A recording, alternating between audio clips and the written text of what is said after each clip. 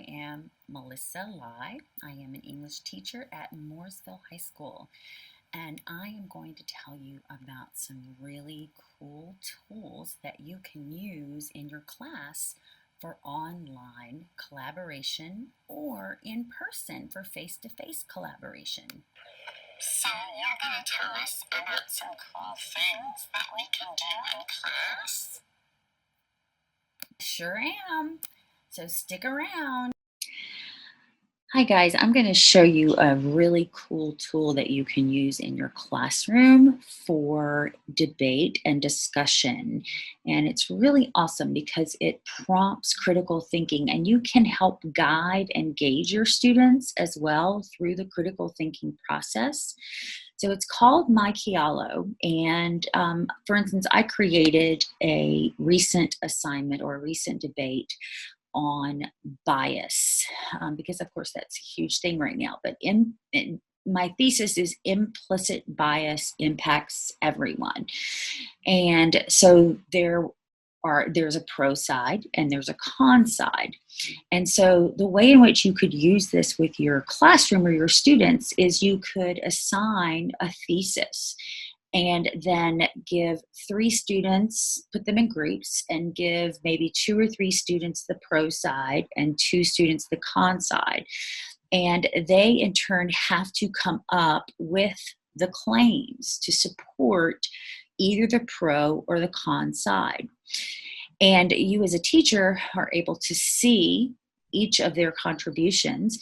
You can also add feedback. You can go on and leave feedback. Students can give feedback as well. If I wanted to click on this particular one that says assumptions are made that are not true, I could say, well, tell me more. Right? I could ask questions. And so you can create a rubric that would be based upon certain standards that you're looking for to assess, and from there determine what you would like your students to accomplish through this debate, through this online discussion.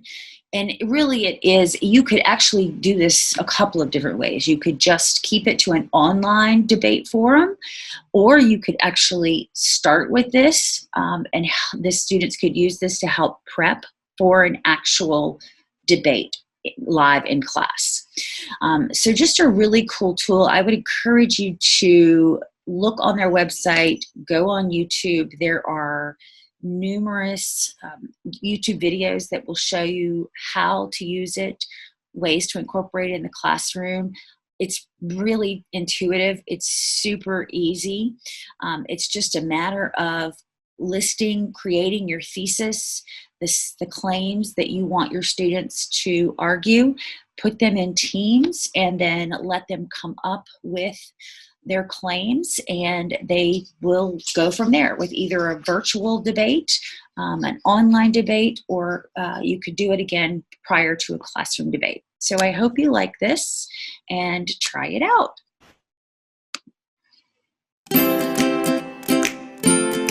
And I wanted to show you a really wonderful tool for online collaboration with your students. Actually, it's not even just online. You can use this for face-to-face or online. So I want to show you some examples of how you can use this program. And let me say, one of the first huge advantages to it is the fact that students can have conversations online, and it can be completely anonymous. So there are options for roundtables, and a roundtable would be when you create an assignment and you want your students to discuss whatever that may be. So for instance, I'm going to go to I have a few that I've created in here. War, what is it good for? So in this particular assignment, students were given specific questions to respond to. In another assignment, this was one right after the coronavirus first came to the US and we were forced to stay at home. And I put together this. If you open it up, you will see the assignment itself, and there are different links. So the students are asked to watch the videos and then to respond to the discussion questions. And so you'll notice on here, all these students responded, but you'll see that they have fake names, their aliases: Bruce Lee, Rosalind Franklin, Frederick Douglass. So students don't know who is responding to whom. And so one of the, the advantages to this is if you have students who are very shy, who are very self-conscious, um, or intimidated, it's a great way for them to be able to contribute to the conversation without worrying about what someone else may think. And you as a teacher, you can see who they are. So if I click on this eyeball, I can see all of their names and see exactly who they are. And what's great too is you have a rubric that's built in, and so students can actually look at the rubric and how they're going to be graded. There's criteria that's already in there that you can either just click and add, or you can create your own.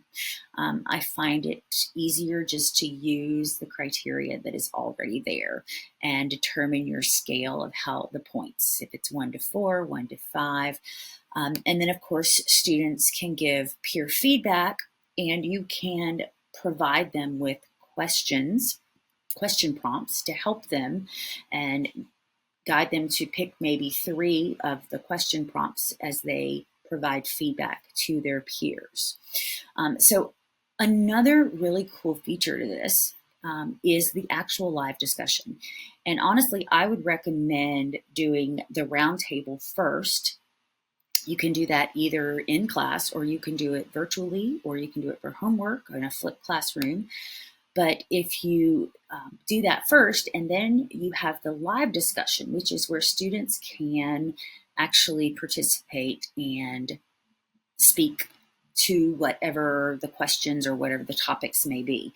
And you can, when a student wants to say something, they can click on a button for a new idea, they can challenge, they can build on, they can ask a question. The first time you do this, you're probably going to want to lead it yourself, but it's a great opportunity for students as well to act as leaders, because students can take that leadership role and they can facilitate the conversations. Now, on top of this, you can clap for them. You can give accolades to others if they say something that you really like. And these students who are logged in can raise their hand. I can also look at their notes. So if they do not feel comfortable in saying anything out loud, they can actually type notes in, and then the teacher can see those notes, and the teacher can give feedback. The teacher could also send a message to the student like, get off the phone, or pay attention, or hey, why don't you mention XYZ that you were speaking with me about the other day? And so it's really awesome when you get to a point where your students can lead the entire thing, and you can kind of sit back and observe and listen and make notes, and give students feedback, nudge some that need to participate.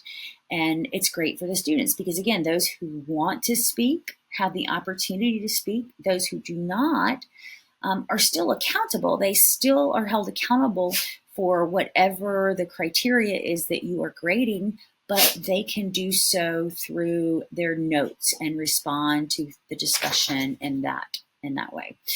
So it's really just an awesome tool. If you go to Parlay, there are also so many tools and resources already there.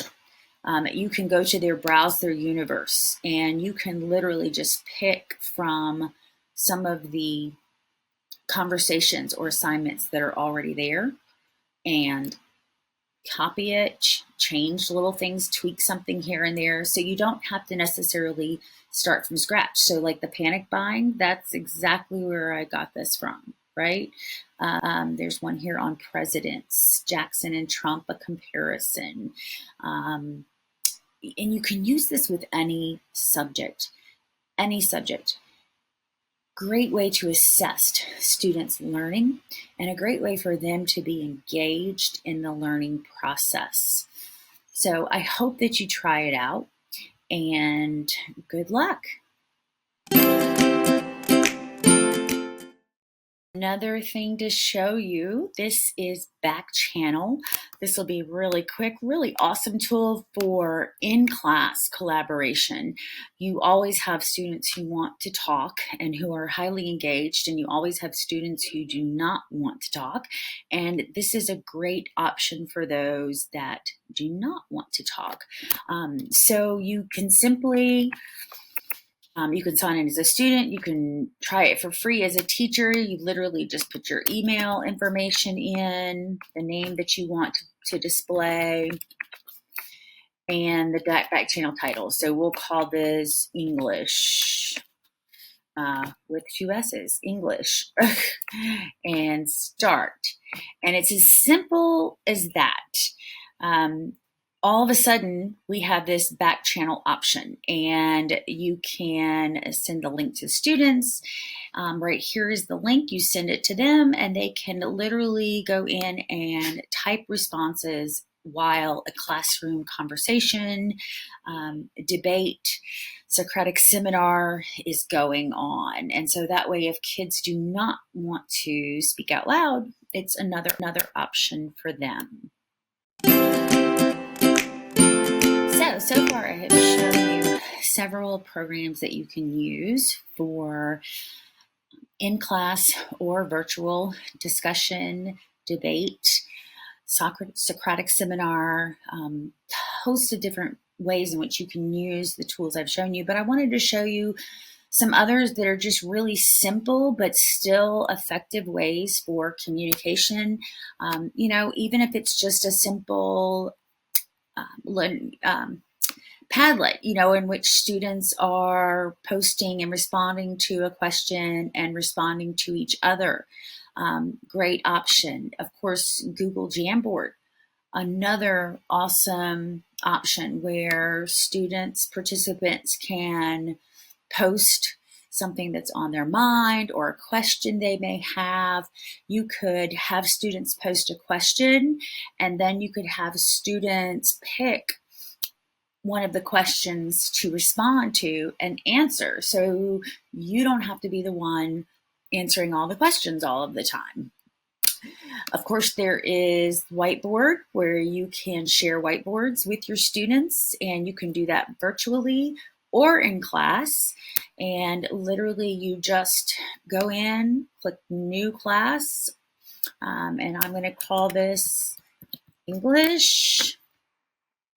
I'm going to, I don't need any of this stuff, I don't think. Yeah. And so I would send my students this link, and they would in turn get a whiteboard just like this. And as a teacher, I could see everybody's whiteboards, and so I can ask questions. I could put students in groups to collaborate and come up with things on the whiteboard. There is also a WW board, which is pretty similar, just another variation of the whiteboard. If students are working on projects, Slack is a really great tool in which students can communicate and send messages to each other and coordinate. So for instance, if you have a project that students are working on and they need to be able to speak outside of class, whether it's virtual learning or hybrid or in class, this is another option in which they can communicate with one another and collaborate. And then of course, Canvas discussion boards, various different discussion boards that you can use as well. Verso is a neat tool that I have used in the past. If you have Canvas, this really isn't necessary because you can do the same thing through Canvas, but you can put an article, attach an article for students to read, have questions for them to respond to, and they cannot see other people's response until they post their response, which is very similar to Canvas. ePals is awesome for collaborating with others across the world. When I have done units before with Africa literature, and things fall apart, and I had a class that we communicated with another classroom in Africa, and students are basically, it's like pen pals. You line them up and they have a pen pal that they can communicate with, which is an amazing way to learn about other cultures. If you go online, you'll see there's so many different things out there that you can use. It really depends on what it is you're trying to accomplish. The website through NWEA that shows the 75 digital tools and apps to support formative assessment is an awesome resource. And Miro is another tool that you may want to check out, which is another online collaboration tool. There's just so many things out there. So I encourage you to try things and see what works best for your students. And now Comet is another really cool collaboration tool in which you can upload a document, an article in which you want students to read, and they can comment, they can annotate, they can ask questions, but they're all working collectively on that one article that you have assigned. And that's another really cool way to bring that collaboration piece into the classroom. There's so many things out there, and it's really just the thing. Kids today, it's very different, right? Back in our day, or in my day, students were memory banks. We had to store information, and kids don't have to do that now. They know that they can Google it. They know that they can get information anywhere. And so it's changed the course of education, and students now need to learn how to work through the information. It's almost like they are data processors. They need to find value, and it's more about finding the answers to the change that's continuously coming. It goes back to that theory of connectivism, in which basically states that the connections that we make enable us to learn more, and they're more important than our current state of knowing. So it's driven by the understanding that decisions are based on this rapidly altering this foundation, right? And so we want students to be able to connect and to others, to the world.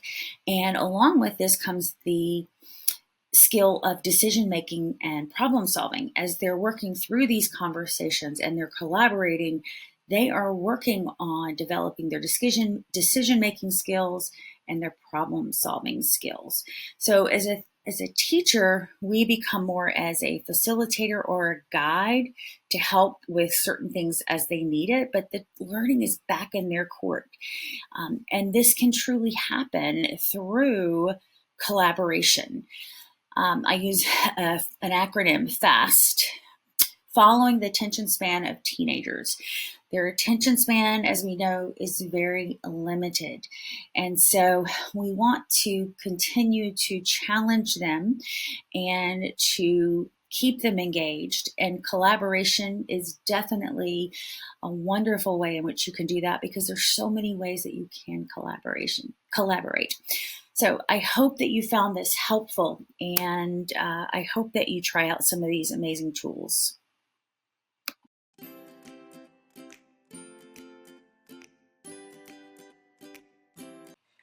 Wow, you showed us a lot of cool things we can use in class. That's right. So make sure that you try them out, and You guys have a great day. Come back soon and keep on learning.